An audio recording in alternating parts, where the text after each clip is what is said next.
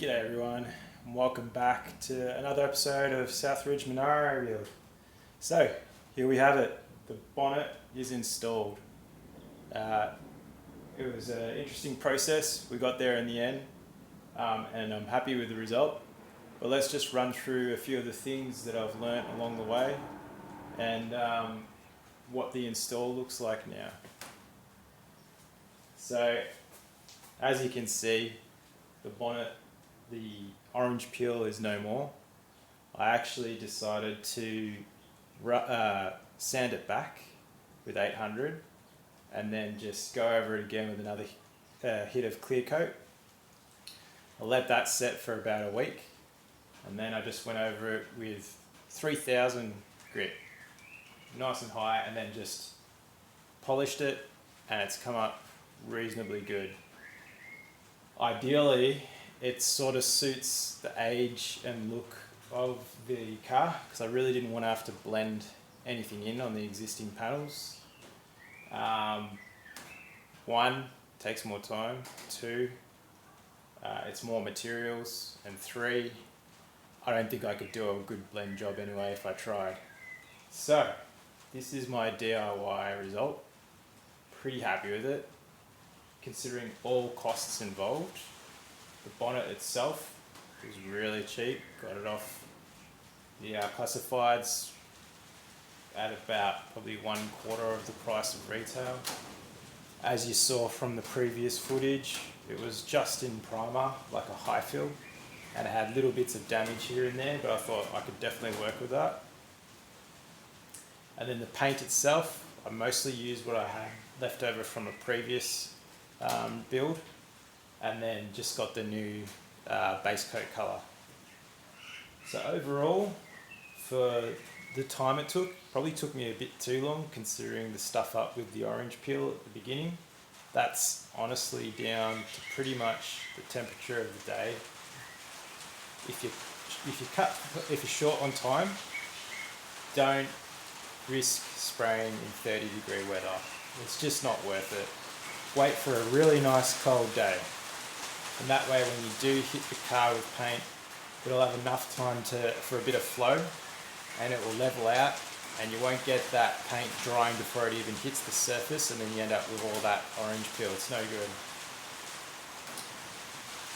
The other thing is, I would probably spend a bit more time just in the prep. As always, with DIY, you're always sort of trying to take a shortcut where you can, because it's all about affordability and the time that you have. You're not a professional workshop, you're not being paid for your time, so you're really doing it as a passion and a hobby.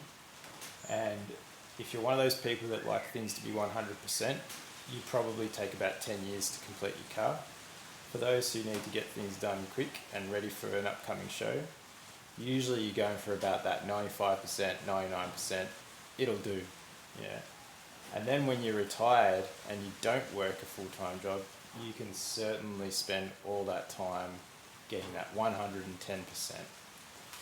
So, credit to those who can do the 110%, but hey, for those who are happy for the 95, 99%, go for it.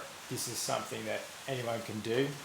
Go get yourself a cheap spray gun, some base primer and coat, base coat, clear, test out on some panels that you've got, and you'll be amazed at the results that you can get if you just take a bit of time playing around with the settings, making sure you choose the right day, the weather, humidity, all those things, a good area to spray it in, and anyone can do this.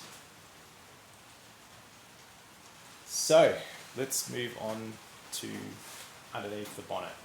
I decided to just paint the edges enough, and then I just went and hit the underneath with effectively a satin black, matte black kind of finish. I think once it's dried to a certain point and it's driven around, to the eye it'll just look like a really well fitted installation mat. And that's the effect that I wanted. I didn't want it to look like an installation mat, but I also wanted it to just kind of, to the eye, if you're looking at it for a moment, you're not being drawn to the fact that it's a full fiberglass bonnet. It's more of just a nice, neat kind of update for the vehicle. And it's convenient in that you don't have any daggy parts of the insulation hanging around, as I'm sure a lot of you people can appreciate. When you put an insulation mat on, it doesn't take long and it starts to fall apart. I have thought about considering other options for insulation in the future, but I thought it doesn't hurt just to slap down some black satin paint there for the moment, and I can do my research, in the future, figure out what's the best product for this situation. And in particular, when I update the engine setup, I want something that's going to be able to protect the bonnet and insulate it correctly and just stop that heat from frying everything underneath. So it'll be worth that time just researching what I can put on there.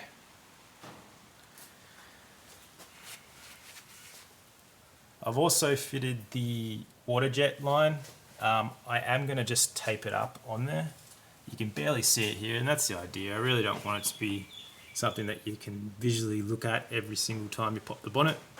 So what I'll do is just use a bit of tape. That's what GM does.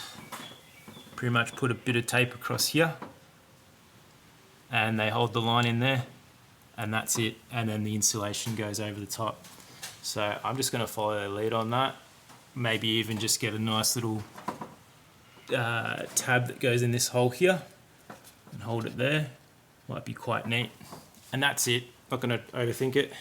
I was thinking about putting it inside the channels, the reinforcement here, and then I thought, it's just asking for trouble. I'm sure others have probably attempted neat setups like that, and I think it's maybe, in this case, for this type of vehicle, the outcome that I'm after, it's a bit overkill, and I'm just burning more time and effort. Okay, so for those of you that are really good with your eyes in terms of differentiating the colour on the car, in terms of the freshly painted section and the quarter panel here, it's pretty obvious here because I haven't tried to cut and polish anything off this one to try and get it back up to a nice shine.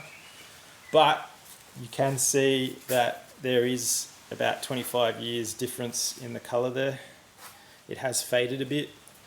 And it even highlighted to me that this wing mirror here and a bit of I think that probably got sprayed at some point, probably from damage related somewhere at some point, but this is a different colour to what's on the door here.